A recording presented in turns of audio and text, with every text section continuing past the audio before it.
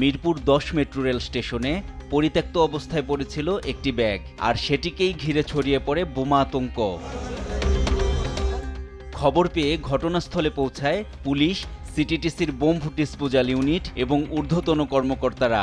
নিরাপত্তার স্বার্থে সাময়িকভাবে জোরদার করা হয় নিরাপত্তা ব্যবস্থা। ফার্মগেট থেকে এখানে নেমেছি, নামার সাথে সাথে হুড়োহুড়ি শুরু হয়ে গেছে যাত্রীদের মধ্যে। এর মধ্যে আমিও নামতে শুরু করছি, এই গেটগুলো আটকে দিয়েছে। হঠাৎ করে পুলিশ সিকিউরিটি আসে বলতেছে তাড়াতাড়ি নামো। বলতেছে স্যার কী হয়েছে এখানে? বলতেছে এখানে বোমা পাওয়া গেছে, তোমরা তাড়াতাড়ি বের হও, না বিপজ্জনক আছে। তারপর বের হয়ে গেছি। এক্স রে পরীক্ষায় ব্যাগের ভেতরে কৌটা সদৃশ বস্তু শনাক্ত হলে সেটি নিরাপদে পরীক্ষা করা হয়। পরে দেখা যায় ব্যাগের ভেতরে ছিল জর্দার কৌটা ও পান। একই সময়ে ফার্মগেট এলাকায় আরেকটি পরিত্যক্ত বস্তুকে ঘিরেও বোমা সন্দেহ তৈরি হয়। পুলিশ জানিয়েছে সেখানেও কোনো ধরনের বিস্ফোরক বস্তু ছিল না।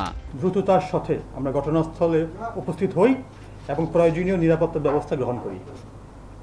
পরবর্তীতে আমাদের বম ডিসপোজাল ইউনিট তাদের অত্যাধুনিক সরঞ্জাম ব্যবহার করে সন্দেহজনক বস্তুসমূহ পরীক্ষা নিরীক্ষা করা হয়। পরীক্ষা শেষে আমরা নিশ্চিত হতে পারি যে কথিত বোমা সদৃশ বস্তুগুলো কোনো বিস্ফোরক ছিল না। দুই স্টেশনে পাওয়া কোনোটিই বোমা নয়। নগরবাসীকে আতঙ্কিত না হওয়ার আহ্বানও জানান এই কর্মকর্তা। এই বিষয়ে আমরা দেশবাসী প্রতি আপনাদের মাধ্যমে বিনীতভাবে আহ্বান জানাচ্ছি যে কোনো প্রকার গুজব বা অপপ্রচারে বিভ্রান্ত বা আতঙ্কিত না হওয়ার জন্য।